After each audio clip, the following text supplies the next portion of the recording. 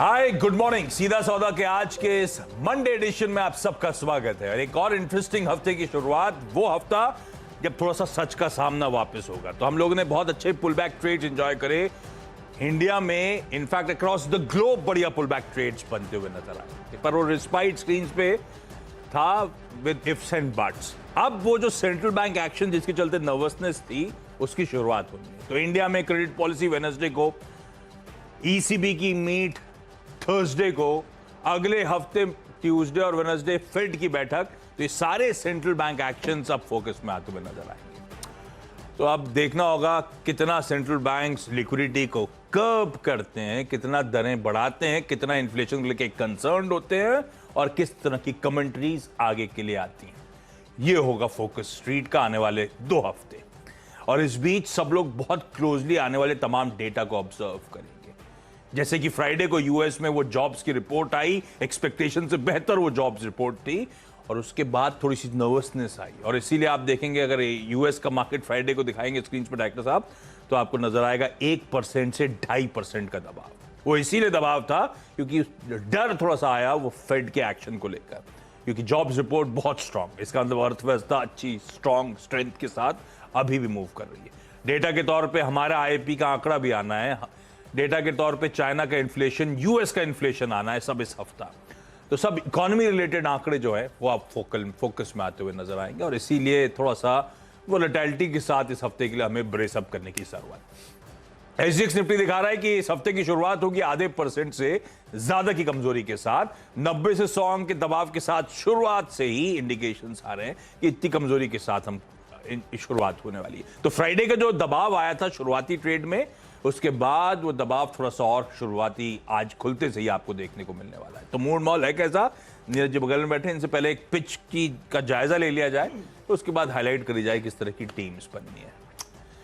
ये दबाव क्यों? दबाव इसलिए क्योंकि इस हफ्ते बहुत सारे इवेंट्स हैं। हाँ। इन्फ्लेशन का इवेंट है, क्रूड नीचे नहीं आ रहा है, तो मार्केट इस पूरे हफ्ते जो है ऐसे ही प्रेशर में काम करेगा। अनलेस की इस बीच में कोई ऐसी चीज़ हो जाए जो बहुत शॉर्ट टर्म के लिए आपको रियायत दे। अदरवाइज वो इन्फ्लेशन का नंबर जब तक फ्राइडे मतलब एकदम लास्ट पूरे 5 दिन आपने फंसा दिया, तब तक टेंशन में रहेगा बाजार, तब तक टेंशन में रहेगा, क्योंकि उसी पर तय होगा कि फेड की मूव क्या होगी, कितना सॉफ्ट हुआ है, कितना मतलब रेट बढ़ाने और इतनी सख्ती करने के बावजूद क्या हो रहा, क्या जैसे हमने पिछले हफ्ते बताया कि फेड के 4 डिस्ट्रिक्ट्स में हल्की हल्की गिरावट आने लगी है।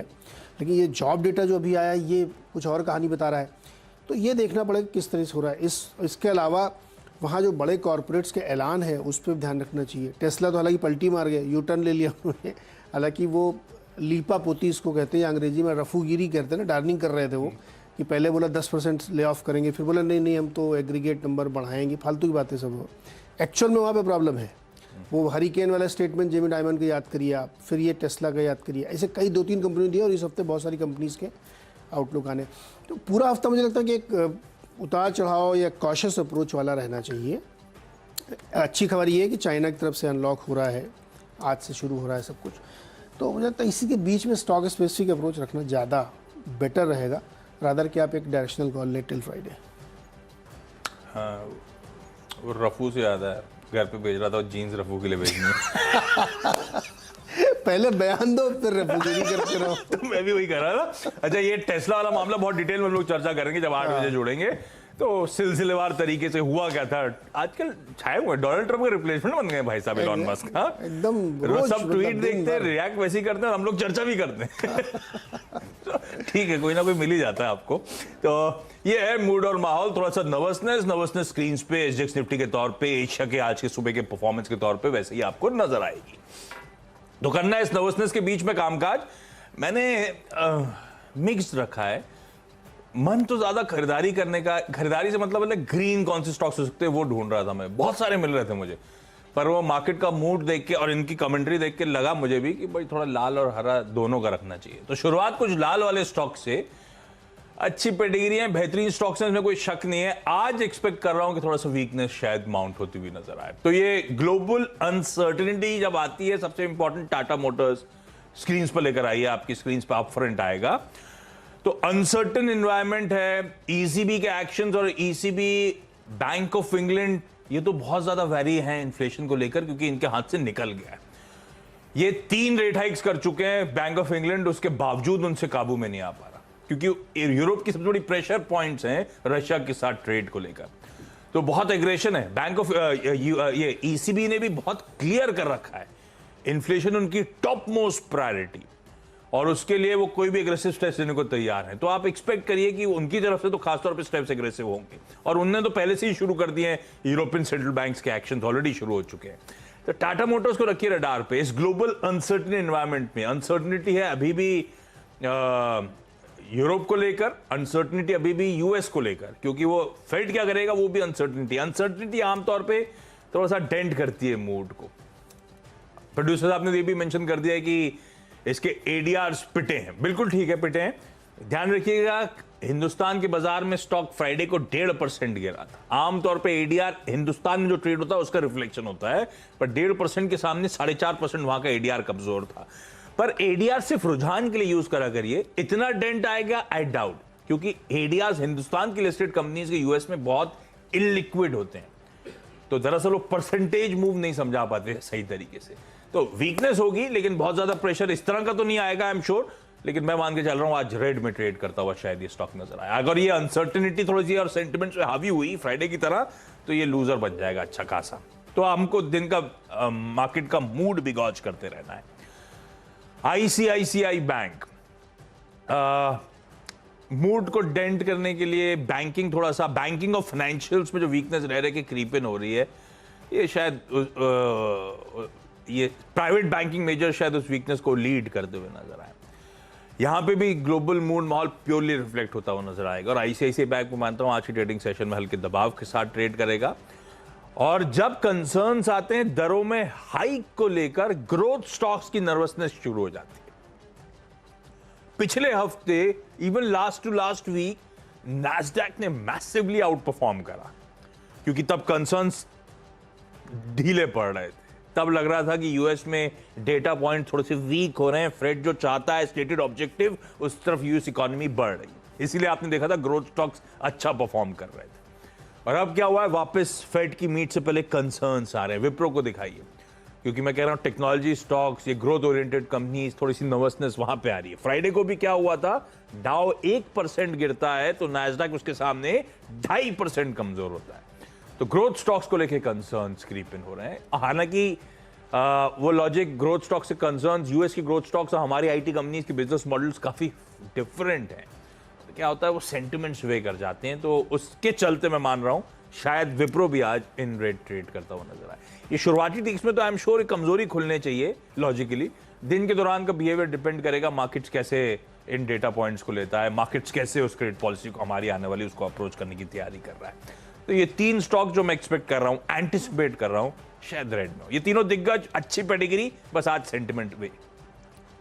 ओके, शुरुआती 2 स्टॉक में एक अल्ट्राटेक और एक ग्रासिम है। दोनों स्टॉक को आप देखिए तो शुक्रवार को भी आप देखिए या उससे पहले भी देखिए तो इसमें काफ़ी ज़्यादा डिलीवरी बेस्ड सेलिंग देखने को मिली। 42% की डिलीवरी दिख रही है और स्टॉक रेड में थे दोनों ही, ग्रासिम भी और अल्ट्राटेक की। जब से वो कैपेक्स का बड़ा ऐलान हुआ है उसके बाद से स्टॉक्स में काफ़ी वीकनेस देखने को मिल रही है। 5% देखिए अल्ट्राटेक गिरा, 5600 पे आ गया। समझ 7,000 रुपये का स्टॉक होता था। तो चूँकि जनरली इस तरह के कैपेक्स के बाद 2-3 साल तक फिर वो ईपीएस कन्वर्ट नहीं होता, क्योंकि वो आप एक्सपेंशन मोड में रहते हैं।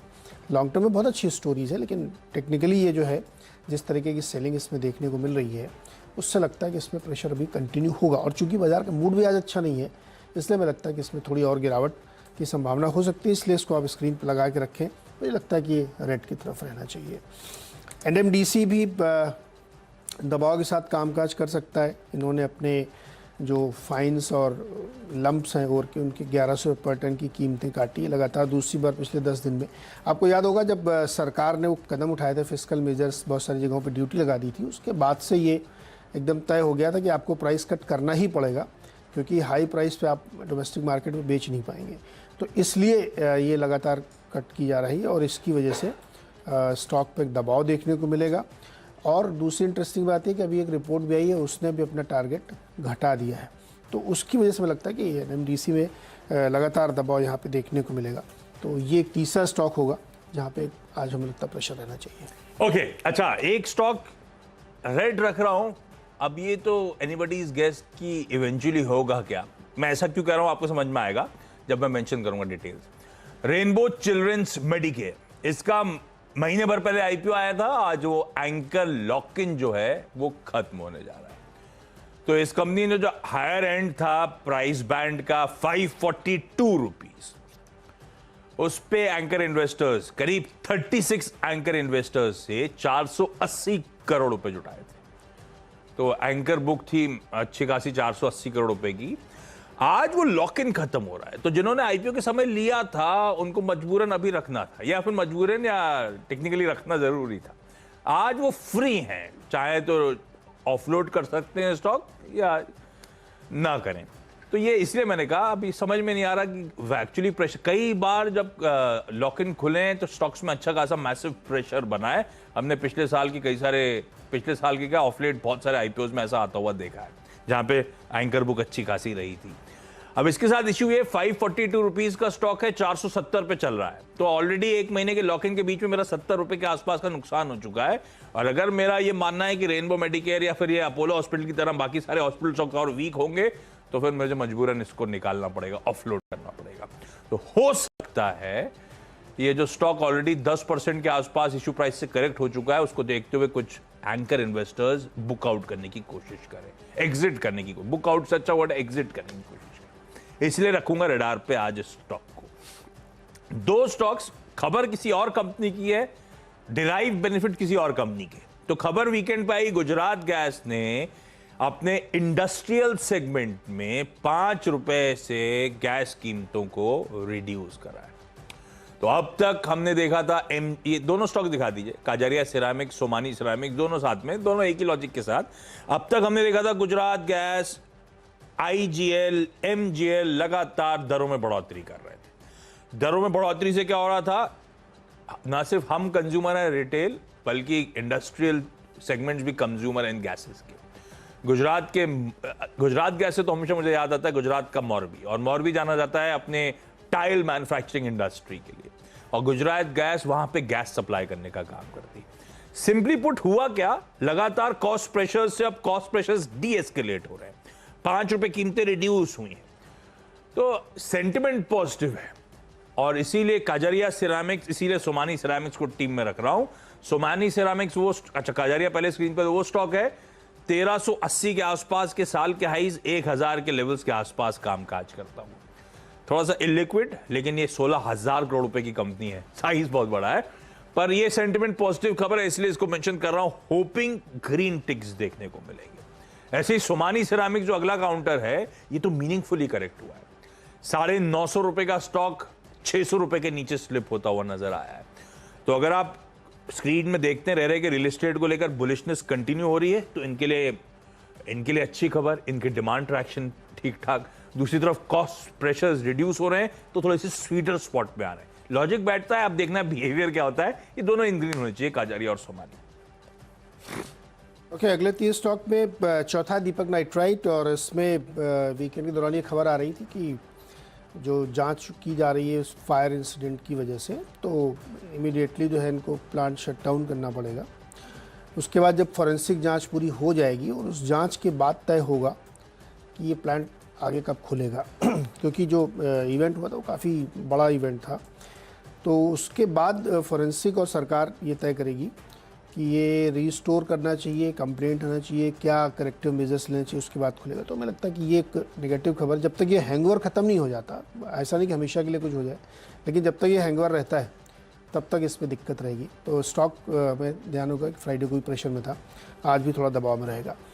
5वां और 6वां स्टॉक है ऑयल, ONGC और OIL। ध्यान रखिएगा, इसमें क्रूड की प्राइसेस ज़बरदस्त तरीके से बढ़ी हैं, बावजूद इसके कि फेड ने, ओपेक ने इतना फैसला किया कि हम प्रोडक्शन बढ़ाएंगे, फिर भी ऊपर निकल गया, 121 के पार है। कारण ये है कि प्रोडक्शन कैपेसिटी का इशू है, शॉर्ट सप्लाई है, और चाइना में अनलॉकिंग हो रही है, तो खूब ज़बरदस्त वहाँ से डिमांड आने की संभावना। इवन IEA की एक बहुत ही दिलचस्प रिपोर्ट है, उसके वो चेयरमैन कह रहे थे कि चाइना की डिमांड वीक रहना बहुत फ़ायदेमंद है ग्लोबल मार्केट के लिए। अब सोचिए, अब इस तरीके की अगर आप बातें कर रहे हैं तो किस तरह की दिक्कत हो सकती है। एक यहाँ पर टेक्निकली आगे समझाऊंगा कि 8 बजे के आसपास कि क्रूड में ये लेवल कितना महत्वपूर्ण है, तो मुझे लगता है ध्यान रखना चाहिए। ONGC और OIL पे यहाँ पे अच्छा ट्रेड हो सकता है। छोटा सा एक ब्रेक, और ब्रेक से लौट के आएगा अगले 4 स्टॉक्स।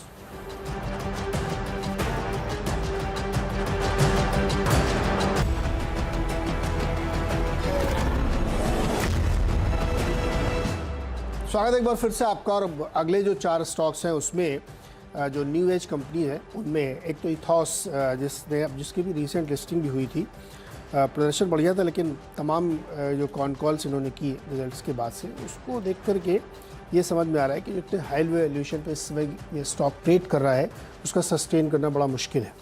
वो मुश्किल इसलिए है क्योंकि जो मार्जिन पिक्चर पेश की गई है उसमें आगे जाते हुए इस बात पे भरोसा किया गया है कि जो रिफर्बिश वाला इनका बिजनेस है वो बहुत ही बढ़िया ग्रो करेगा। कंपनी ने अपने को और ज़्यादा प्रीमियम कर लिया है, पिछले मुकाबले जो टिकट साइज़ था उसको डबल ट्रिपल कर लिया है। तो ये इस वक्त के बाज़ार में एक बहुत ही रिस्की ट्रेड है, जिसके आधार पर मुझे लगता है कि यहाँ पे एक प्रेशर होना चाहिए। दूसरा, इस वक्त स्टॉक जो ट्रेड कर रहा है वो भी करीब 75 के मल्टीपल पे ट्रेड कर रहा है। तो जितने नए ज़माने के स्टॉक आए थे या न्यू लिस्टिंग जो आई थी उसमें मैसिव करेक्शन ये देखा गया, डेटा इस से करा। तो मुझे लगता है इथॉस पे आज दबाव के साथ ट्रेड होना चाहिए। अगला स्टॉक जोमेटो बारबेक्यू नेशन है। बारबेक्यू नेशन में भी एग्जैक्टली वही चीज़ आप देखिए कि हाई वैल्यूएशन पर ट्रेड कर रहे हैं, पिछले कुछ दिनों में मोमेंटम बना है, लेकिन अगर आप इनके डेटा को उठा के देखेंगे तो डिलीवरीज नहीं है इसमें। एग्जैक्टली यही चीज़ जोमेटो के साथ हो रही है। 15, 20, 25% की डिलीवरी पे जोमेटो 50 से 72 रुपये तक पहुंच गया है। तो ये सारे वो स्टॉक हैं जहां पे आपको एक करेक्शन होता हुआ दिखेगा, क्योंकि मार्केट ने एक जो लीवे दे रखा था अब वो यहाँ से निकलता हुआ दिखेगा। मुझे लगता है कि प्योरली डेटा बेस्ड स्टोरीज़ हैं जहाँ पे आपको न्यू एज स्टॉक्स में एक प्रेशर देखने को मिलेगा। अरमान फाइनेंशियल्स ने जो अपने नतीजे पेश किए थे वो बहुत बढ़िया निकले हैं, इसलिए मैं लगता है कि इसमें ग्रीन ट्रेड हो सकता है। इनका जो एसेट मैनेजमेंट अंडर है वो 51% की रफ्तार से ग्रो किया है और माइक्रो फाइनेंस में 83% की ग्रोथ देखने को मिली है। तो ये स्टॉक मुझे लगता है कि अगेन परफॉर्म कर, जो जिस दिन इसका रिजल्ट आया था उसके अगले दिन स्टॉक ने बहुत ही सॉलिड परफॉर्मेंस दिया था। मुझे लगता है कि इस स्टॉक को ध्यान में रखना चाहिए। बाकी जो है स्टॉक पे रेड में ट्रेड हो सकता है, तो आज रेड वाले नंबर्स ज़्यादा है। ओके, चलिए बाकी के स्टॉक्स में इंटरेस्टिंग है। इन्होंने इथॉस रेड पे रखा था, मैं KDDL उसकी पेरेंट ग्रीन में ले गया हूं। अब देखते हैं बिहेवियर कैसा होगा। अगर इथॉस दबाव में आएगा ध्यान रखिए KDDL नहीं सस्टेन कर पाएगा। इसमें इंटरेस्टिंग है, KDDL में मेंशन कर रहा था जब इथॉस का IPO आ रहा था, बढ़िया मूव बनाया इस स्टॉक ने उस समय, क्योंकि इसकी सब्सिडरी लिस्ट होने जा रही थी। वीकेंड पे फिलिप कैपिटल ने अपग्रेड कर दिया है स्टॉक को। 680 रुपए की इश्यू प्राइस के सामने 925 का टारगेट। क्यों, समझिए आप। एक तो Q4 के रिजल्ट्स आए, अच्छे लगे, रिटेल और मैन्युफैक्चरिंग बिजनेस में स्ट्रॉन्ग रिकवरी। ये जो सब्सिडरी इथॉस है इसके जो एग्रेसिव लग्जरी वॉच सेगमेंट में एग्रेसिव प्लान्स हैं वो पसंद आ रहे हैं। प्लस सिर्फ वॉचेस नहीं, इथॉस जो है वो मेसिका ज्वेलरी के साथ इंडिया बिजनेस के लिए टाई अप कर रहा है, तो एक्सक्लूसिव पार्टनर और रीसेलर बनेगा ज्वेलरी का। पहला प्रीमियम लगेज स्टोर इसने खोल दिया इथॉस ने जियो वर्ल्ड प्लाजा मुंबई में। तो ये कंपनी देखिए, वो ये इंटरेस्टिंग है, किसी बाकी प्लेयर्स की तरह कुछ लीडर्स जो इंडस्ट्री के हैं, वॉच के बाद ज्वेलरी के बाद ये प्रीमियम लगेज, उन सब के टाइप्स और वहां पे बिजनेसेस खोलने का रुझान। तो दरअसल फिलिप कैपिटल कह रहा है इसका सम ऑफ द पार्ट वैल्यूएशन अब बहुत अट्रैक्टिव होता चला जा रहा है, इसीलिए इस तरह के एग्रेसिव टारगेट्स। दीपक नाइट्राइट की ये सब टीम में जो ये मेंशन कर रहे हैं उसी की प्रॉक्सी बेट्स हैं। दीपक नाइट्राइट इन्होंने मेंशन करा कि भाई प्लांट शटडाउन, फॉरेंसिक जांच, उसके बाद डिसाइड कि प्लांट कब वापस खुलेगा। पिछले हफ्ते भी मैंने मेंशन करा था, मेरे ख्याल से फ्राइडे को, Hindustan organic chemicals limited, Friday को भी मूव आया था, पर ध्यान रखिए फ्राइडे को हुआ क्या था, बहुत तगड़ा गैप अप खुला था, फिर भी 5-6% ऊपर जाके बंद होता हुआ। ये तो इसमें फ्लैट दिखा रहा है मेरे ख्याल से। HOCL 6% ऊपर था। डायरेक्टर साहब कुछ गड़बड़ है, आपने या तो BSE दिखाई HOCL का, तब समझ में आएगा। 6% ऊपर बंद हुआ था, तो हमें ध्यान रखना है 6% का ऑलरेडी मूव आ चुका है। तब भी मेंशन कर रहा था कि दीपक नाइट्राइट के प्लांट शटडाउन का बेनिफिशियरी हो सकता है। जाते जाते देखिए वो आपकी स्क्रीन पे स्टॉक, एक सरकारी कंपनी, और ये भी वही काम करती है, फिनॉल एसीटोन बनाने का काम। तो अगर वो प्लांट शटडाउन का सप्लाई साइड इश्यूज बनते हैं मार्केट प्लेस में, होपफुली HOCL बेनिफिशियरी हो सकता है। तो ये भी सिर्फ सेंटिमेंट पे प्ले करने वाली बात। एक और पिटा हुआ स्टॉक है धानुका एग्रीटेक। पिटा हुआ स्टॉक, मॉनसून का समय, 2 नए प्रोडक्ट इसने डोमेस्टिक मार्केट में लॉन्च करे। एक तो टमाटर के लिए, कीमतें अभी भी ठंडी पड़ी है कि नहीं पड़ी टमाटर की? नहीं, अभी नहीं पड़ी। हाँ, तो वो पता नहीं, लेकिन इंडिया ने क्या कहा, टमाटर के लिए फंगिसाइड लॉन्च किया है और मेज के लिए, मक्के के लिए हर्बिसाइड एक नया लॉन्च कर रहा है, कुछ स्पेसिफिक डिसीज को बचाने के लिए। ये 2 प्रोडक्ट लॉन्च। और कितने हो गए मेरे ख्याल से? लास्ट स्टॉक को रखिए शेवियट को। शेवियट सिर्फ इसीलिए मेंशन कर रहा हूं, वो ऑप्शन तो 3-4 थे, इसके साथ जा रहा हूं। बीटन डाउन स्टॉक है, साल के हाई से आधे के आसपास ट्रेड। वीकेंड पे जो अपडेट आया है कि जून एंड से सिंगल यूज प्लास्टिक्स पे रोक, और सेंटर ने अर्ज करा है अर्बन लोकल बॉडीज से, म्युनिसिपल एंटिटीज से कि जून एंड तक बैन लगा दिया जाए। तो आप देखते हैं जूट मैन्युफैक्चरर्स के हद तक फायदा, लेकिन ये कंपनी कैश जनरेशन तगड़ा करती है, डिविडेंड डॉल आउट तगड़ा करती है। अभी इस समय तो खैर इस खबर के चलते मैं इन ग्रीन लेके चल रहा हूं। हो गए हम दोनों के 10-10 स्टॉक्स। क्विकली छोटा सा ब्रेक के उस पार इन टीम्स का एक क्विक रैप अप।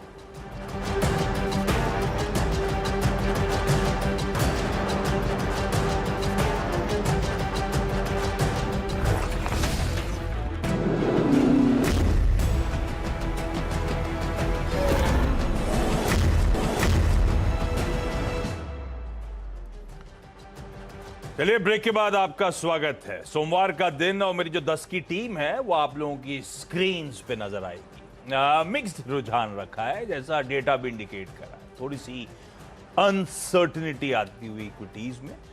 तो Tata Motors, ICICI bank, Wipro, solid pedigree की सारी कंपनीज आज बस, क्योंकि कमजोर संकेत हैं उसके चलते इन रेड रख रहा हूं इन 3 स्टॉक्स को।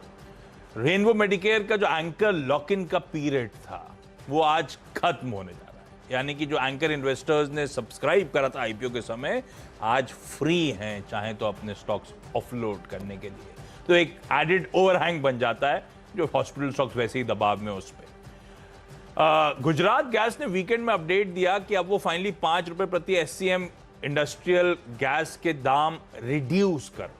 और गुजरात गैस सबको जहन में आता है मॉर्बी, और मॉर्बी से तमाम टाइल मैन्युफैक्चरर्स, सिरामिक कंपनीज। तो इनकी इनपुट प्रेशर्स ईज ऑफ होते हुए खजरिया सिरामिक्स, सोमानी सिरामिक्स, इनको रखिए रडार पे।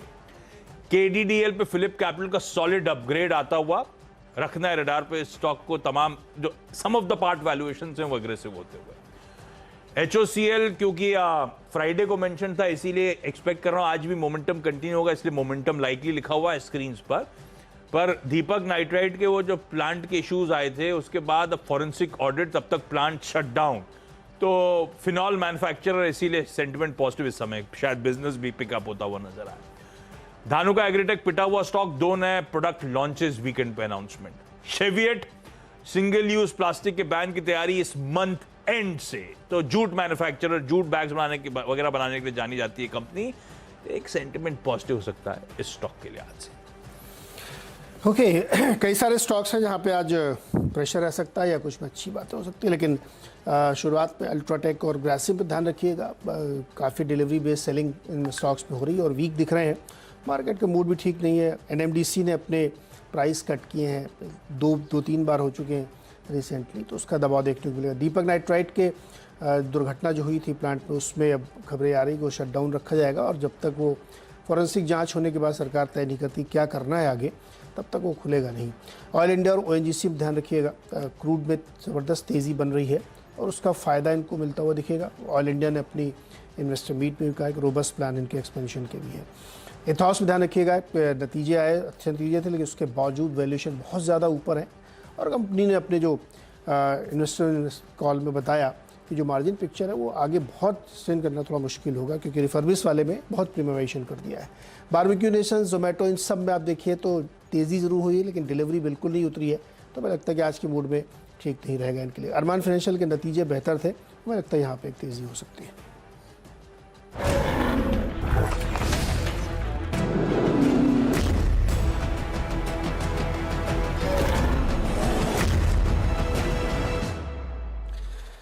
चलिए बढ़ते हैं मुनाफे की तैयारी की ओर और एक नया हफ्ता और बहुत सारी खबरों से भरा हुआ हफ्ता और सबकी निगाहें लगी रहेंगी फेड की तरफ इस हफ्ते और उसके बाद वाले हफ्ते में आरबीआई की तरफ। तो ऐसे मूड माहौल में वीरू के पास चलते हैं, एक कविता सुनते हैं। कविता बताइए वीरू जी, क्या सुना रहे हैं आज? देखिए नीरज जी, आपने बिल्कुल सही कहा कि बहुत सारी चीज़ें हैं और बाजार किस करवट बैठेगा ये दारोमदार एक ही चीज़ पर निर्भर करता है और इस कविता में मेंशन किया गया है। वो छोटी सी अगर आप देखें है 4 लाइनें कि अर्ज करता हूँ, गौर फरमाइएगा कि दिन 5 हैं, दिन 5 हैं पर 25 पहलू हैं। दिन 5 हैं पर 25 पहलू हैं। ये तेल नहीं चाहता कि चैन से, कि सुकून से रह लूँ मैं। कि दिन 5 है 25 पहलू हैं, ये तेल नहीं चाहता कि सुकून से रह लूँ मैं। ये तय है कि उधारी का ब्याज बढ़ेगा। दारोमदार निफ्टी बैंक पर है कि आखिरकार वो क्या करेगा। तो आशीष, गुड मॉर्निंग। शुक्रवार को रिवर्सल बैंक निफ्टी नहीं दिया और शायद इस हफ्ते की भूमिका चाहे वो ऊपर की हो चाहे वो नीचे की, तय ये इंडेक्स ही करेगा। क्योंकि फोकस शिफ्ट हो रहा है पूरी तरह से सेंट्रल बैंक्स के एक्शंस पर। फ्राइडे को जो वीकनेस क्रीप इन हुई थी, इंडिकेशंस हैं कि थोड़ा सा दबाव और बढ़ता हुआ भारतीय बाजार में नए हफ्ते की शुरुआत पे नजर आएगा। तो मूड है कैसा? ग्लोबली थोड़ी सी वीकनेस लौट क्यों रही है? कैसे पोजीशन है भारतीय बाजार? कैसी स्ट्रैटेजी बने इस मार्केट्स को लेकर? कैसे मुनाफा कमाया जाए? इन सब पर फोकस करेंगे आगे मुनाफे की तैयारी में। लेकिन शुरुआत इस वक्त की टॉप हेडलाइंस के साथ।